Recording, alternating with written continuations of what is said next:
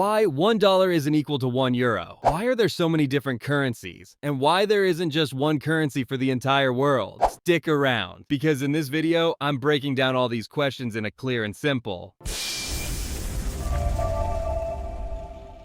Hey there, I'm Finance Miner. In this video, we're diving into the world of currencies, why they matter so much, and how they shape entire economies. If you're looking to boost your financial literacy and learn the basics of economics from the ground up, you're in the right place. Money is a widely accepted tool that makes it easier to trade goods and services. When you buy something, you hand over money in exchange. That's what makes the trade possible. Currency, on the other hand, is the specific type of money that a country officially uses. Each country, or economic union, can have its own currency. For example, the United States uses the dollar. Most countries in the European Union use the euro. So, to put it simply, money is the foundation of trade, and every country has its own official form of money. That's its currency. Before we dive deeper into the topic, let's kick things off with a quick story to jog your memory. Meet Bob, Joe, and Lily. They're all American citizens living in the US. So, of course, they carry US dollars in their wallets. One day, they each decide to take a vacation abroad. Bob chooses to visit Italy. At the currency exchange, he's surprised to find that the dollar is worth less than the euro. Joe and Lily, on the other hand, head to Japan, and they're happy to learn that the Japanese yen is weaker than the dollar. But by the end of the day, all three are left wondering the same things. Why are there so many different currencies? And why isn't there just one currency for the whole world? Chances are, you've asked yourself these questions before. Exchange rates are always changing, and yes, they have a real impact on your wallet. From vacations abroad to the price of imported goods, they affect just about everything. So let's dive a little deeper. Don't forget to like and comment if you find this video helpful. The value of a currency depends on supply and demand.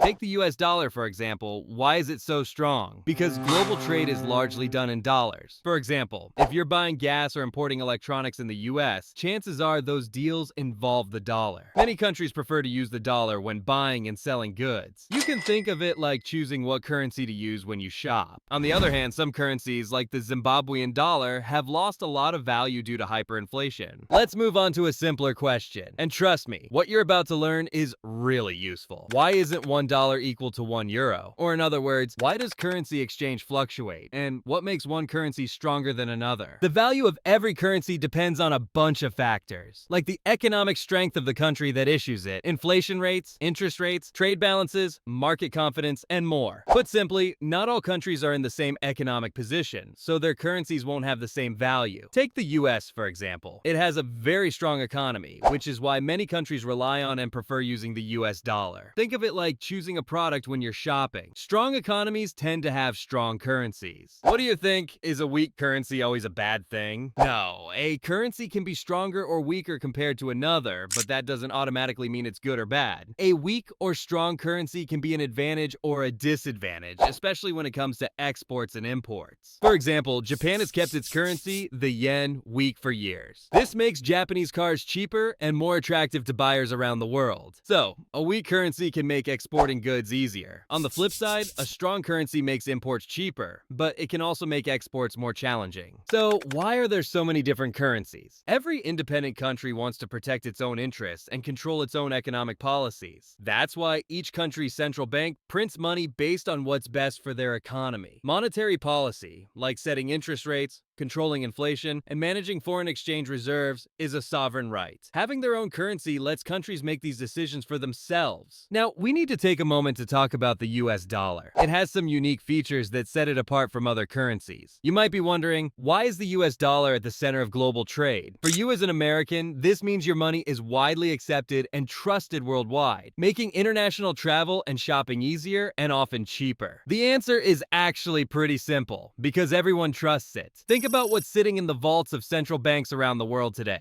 Dollars. According to the IMF, around 60% of global foreign exchange reserves are held in US dollars. That's why it's called the reserve currency. But it doesn't stop there. More than 80% of global trade is done in dollars. Buying oil, selling gold, importing natural gas, chances are it's all happening in dollars. And in the financial world, bonds, investments, international loans, they all run through the dollar too. So, to put it simply, the heart of the global economy beats, and its rhythm is kept in dollars. The dollar isn't just a currency, it's the cornerstone of world trade. But is having just one global currency even possible? It sounds interesting, but in reality, it's very hard to make happen. First, there's the issue of sovereignty. With a single currency, every country would have to give up control over its monetary policy, meaning no more independent decisions on interest rates, inflation, and so on. For many countries, that's just not acceptable. Second, every country's economy is different. Some are strong, some are weak. Some struggle with inflation, while others don't. A single currency would be like forcing everyone to wear the same size clothes, and for many, it just wouldn't fit. Third, during crises, countries lose flexibility. If a country can print its own money, it can respond to problems more easily. But with a common currency, that option disappears. So, while the idea of one global currency might sound good on paper, in reality, it creates a lot of challenges. So, how exactly are currency values determined? Or, to ask it another way, why does the value of the dollar go up and down? Or, what drives exchange rate changes? First off, most countries use a free exchange rate system. That means the value of a currency is set by supply and demand. For example, if more people want dollars, say to buy oil, the dollar's value goes up. Another key factor is interest rates. If a country's central bank, like the Federal Reserve in the US, raises interest rates, it attracts foreign investors who want better returns. This demand strengthens the local currency. Inflation also plays a big role. When inflation is high, money loses purchasing power and the currency's value drops. Finally, the trade balance matters. If a country imports more than it exports, its currency can lose value. So, how does this whole mechanism actually work? When a country's central bank raises interest rates, foreign investors rush to buy that currency. As a result, the currency gets stronger. Bob, Joe, and Lily can breathe a little easier. But of course, it can also go the other way. So, why do investors prefer one country's currency over another? Investors prefer a country's currency when that country offers higher interest rates than others. For example, if US interest rates are higher than Germany's, investors will choose the dollar. This demand pushes the dollar's value up. But what if interest rates rise too much? It gets harder to borrow money. People struggle to buy homes or start businesses. That's why central banks try to keep interest rates balanced to keep the economy healthy. Economists see the value of money in different ways. Classical economists favor strong money to keep prices and inflation stable. Keynesians believe a weak currency can boost exports and stimulate growth. Monetarists focus on price stability and the importance of controlling the money supply. In developing countries, a weak but controlled currency can support growth. But if control is lost, inflation can soar. That's why many economists agree. Not too strong, not too weak. Money must stay in balance. So, a country's currency is much more than just a piece of paper. It actually represents the country's economy, politics, reputation, and the trust people have in it. Its value goes up or down based on all these factors. So, what do you think? Would you give up the dollar for a global currency? How would that change your mortgage, your savings, or even your grocery bill? Drop your thoughts in the comments. Should the world adopt one currency, or is diversity in money a better path? Let's get a conversation going below. That's it from Financial Storm. If you enjoyed this lesson with Finance Minor, keep learning, questioning, and digging for answers. For more pixel-powered economics adventures, don't forget to subscribe and hit the bell. See ya!